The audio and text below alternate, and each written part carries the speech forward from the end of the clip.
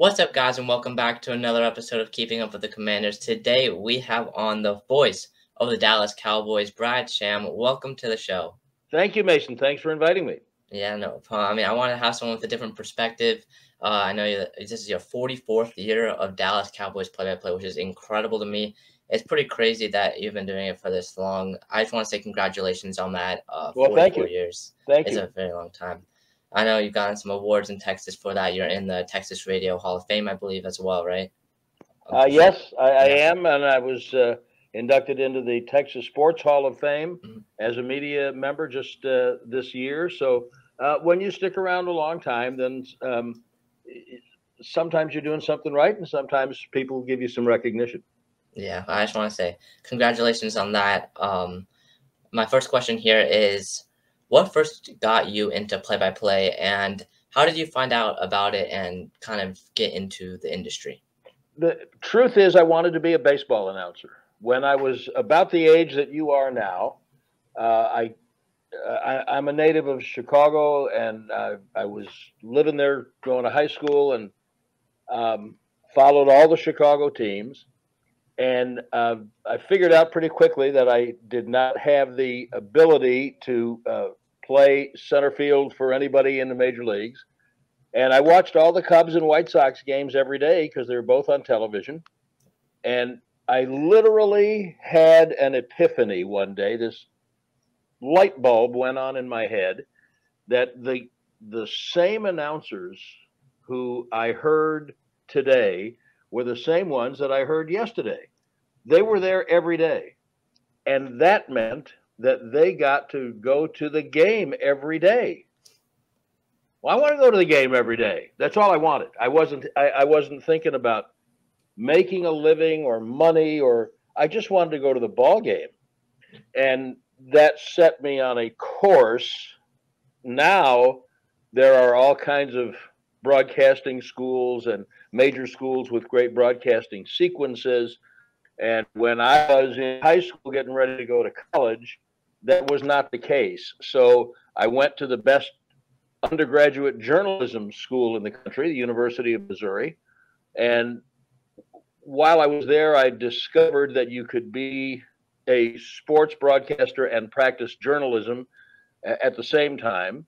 And that decision to go to Missouri led to my first full-time job and everything else that's happened. So that's how I got into the business. All right, so moving to the rivalry, what was your favorite moment or favorite play or just favorite moment to call? Yeah. So obviously our perspectives are different. Yours will be from the Washington point of view, mine's from the Dallas point of view. But there's no question in my mind that that's the easiest answer I'll have of anything you ask me today, because that would be the game in December of 1979 when it was at Texas Stadium, and the winner of the game was going to win the division, and the loser of the game might miss the playoffs depending on what happened in tiebreakers and other games.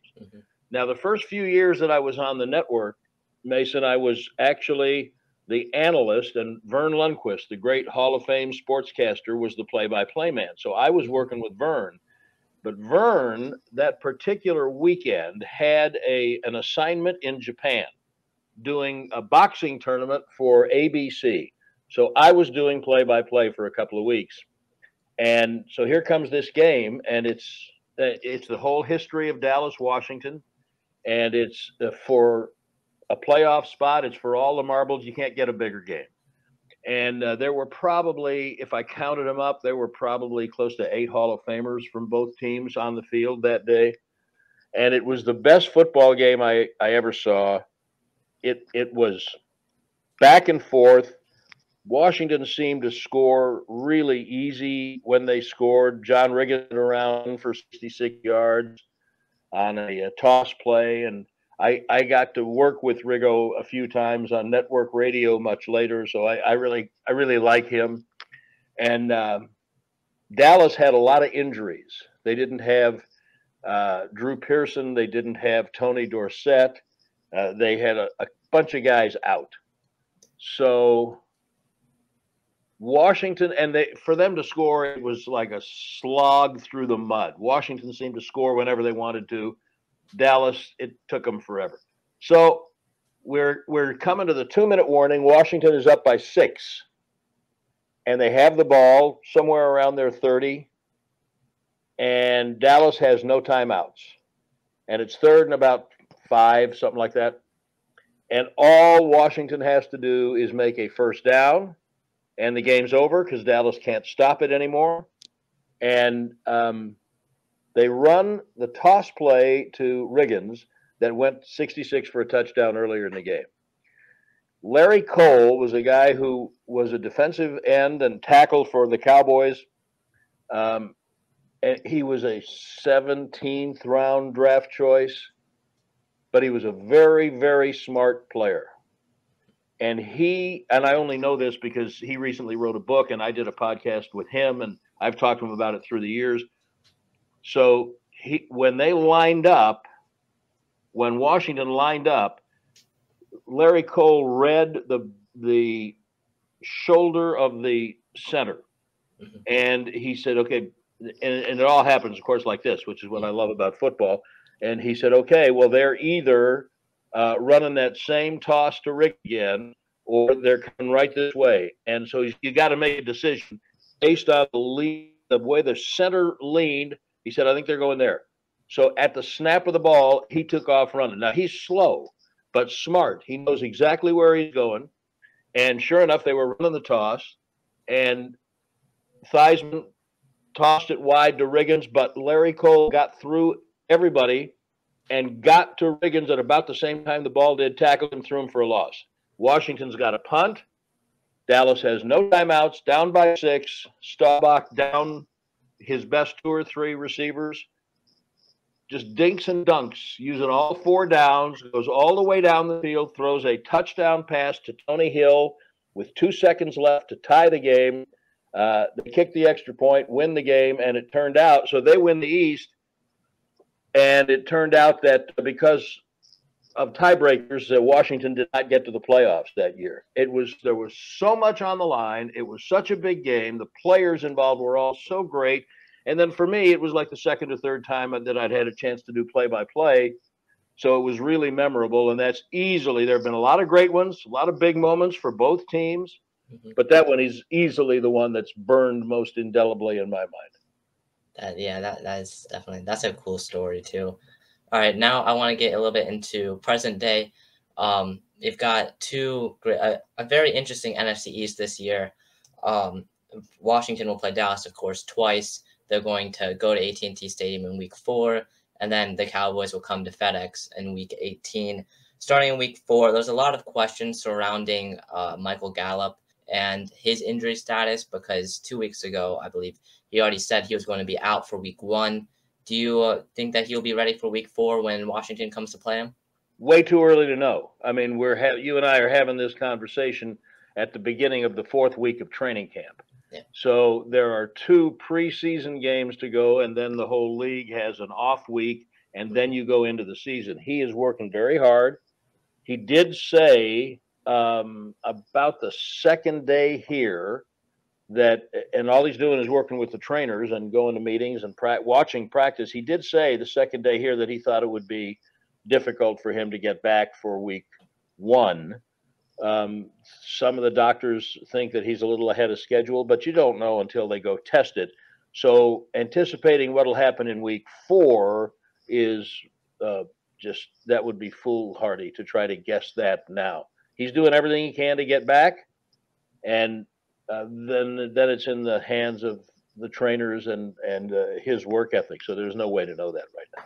Yeah, I know for us, a very similar injury for Chase Young last year. Exactly. It's looking like he's not going to be able to play Week 1 either. So it's up in the air if he can come back as well. Yeah, I'll tell you, Mason, one thing I've learned is that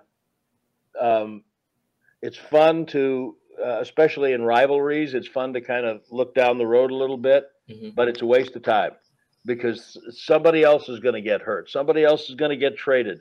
Somebody else is going to change positions on the depth chart. And what you think is going to happen. So we're talking about Week 4, and we we have 2 more weeks and a quiet week before week 1. We're talking about 2 months from now. Mm-hmm. Anything can happen. That's a lifetime. Yeah. So it's just my focus. For instance, Dallas is going to play the Los Angeles Chargers in the second preseason game. And so my focus is on the Dallas players trying to make their roster and a little bit about the Chargers. And that's it. That's the only thing you can think about when you're, in my opinion, when you're doing my job, because you don't even know who's going to be on the team in week 4. Yeah. Speaking of the preseason, the Cowboys on Saturday played against the Denver Broncos in their first preseason game, ended up in a loss, but more importantly, the rookies that played, there was a lot of questions surrounding them, and I'm not sure if a lot of them got really answered in that game. Jalen Tolbert had 2 catches on 7 targets.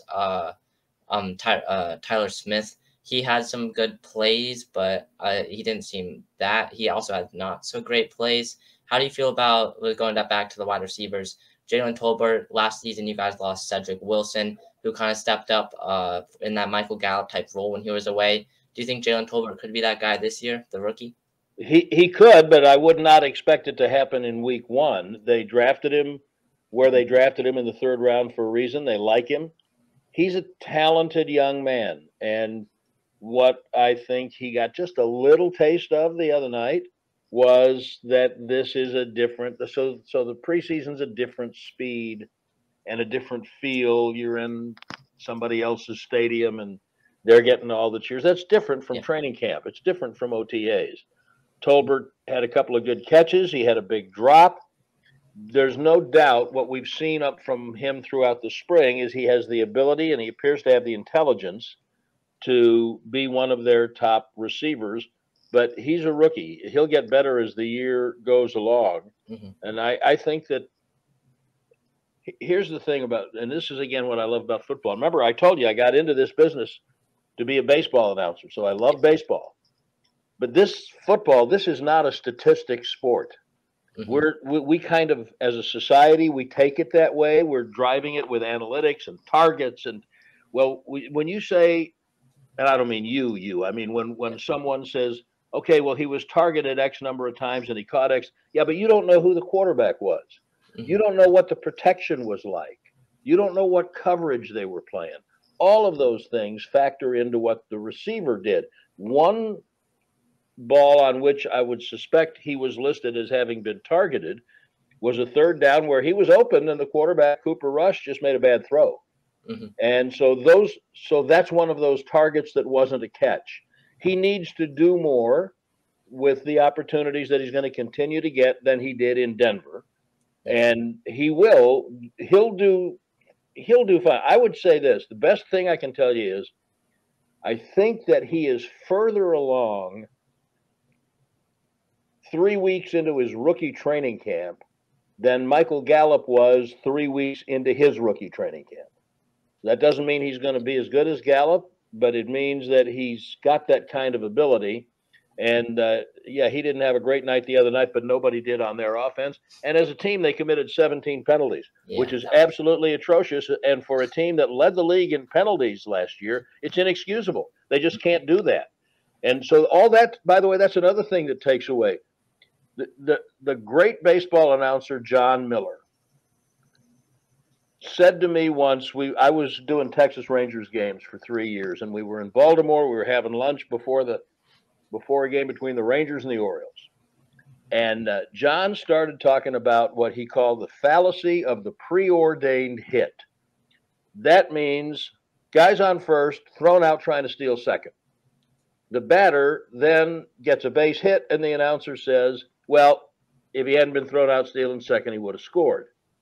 But there's a fallacy to that line of thinking, and that is that the hit the guy got is preordained, which it's not. So if the guy steals second, the pitch selection and location that the hitter got is going to be completely different. Yeah. So in Tolbert's case, and I still refer to it as the fallacy of the preordained hit, even though it's a baseball term. The opportunities that he got, the routes that he was asked to run, the targets that he got, they might have changed if they hadn't had some of those penalties and had some rhythm, which they never established. So I mean, I'm interested to see him this week. They're going to practice twice with the Chargers. They're going to play him Saturday night.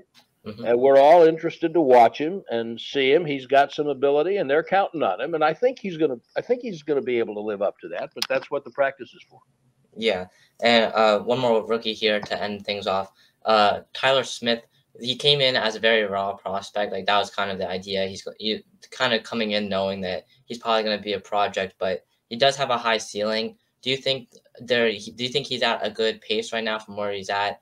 I saw there was one clip of him on Twitter that he absolutely pancaked the guy, which looked pretty good. Do you think he's at a good pace right now in terms of his progression? I think it's acceptable. He is a raw prospect. He did lead the NCAA in penalties last year, but he hadn't played a lot of football. He got started going in high school later than a lot of other players. The best way for me to address Tyler Smith is by what the other players say about him. Coaches at a press conference, they're not. If the guy's terrible, they're not going to say it. Yeah. So you watch practice, which that's why I'm out here in California at training camp, where your uncle, by the way, has provided the most magnificent setting as the city manager of Oxnard.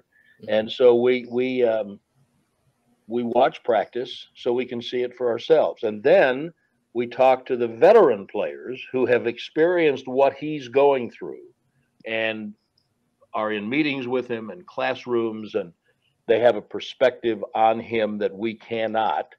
And they are all very praiseworthy. And they also all say he's going to have some rough moments. So he had 2 penalties the other night, and probably not unexpected. He's got some technique to learn. Remember, he played tackle at Tulsa, and they project him as a tackle eventually, but they want him to start at left guard because they have an opening there, or at least a competition.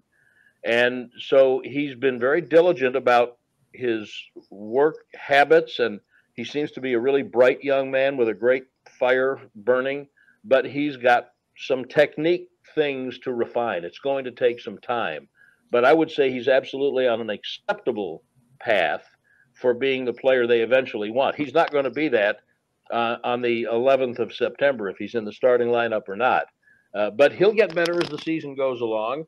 And from what we've seen, I think they're not going to be unhappy that they drafted him. Yeah, I definitely agree with that. There's definitely a lot of potential on that. And here, I just want to, that's going to do it. I just want to thank you for coming on here to the podcast. It was a pleasure having you on. Is there anything you want to say here at the end? I just want to say thank you. Appreciate it. You know, I love Washington, D.C., and I love the area. I've got some great friends there. And that rivalry is one of the things that makes being a sports fan great. All of us in this business, we started out as fans.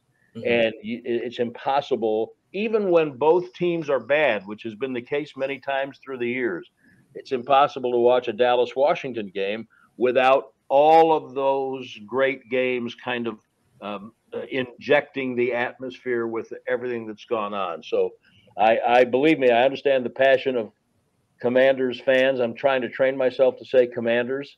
And but I understand the passion. I think it's great, and I very much appreciate you inviting me to be on here. Yeah, there's no problem. Thank you guys for watching another episode of Keeping Up with the Commanders. See you guys in the next one. Peace.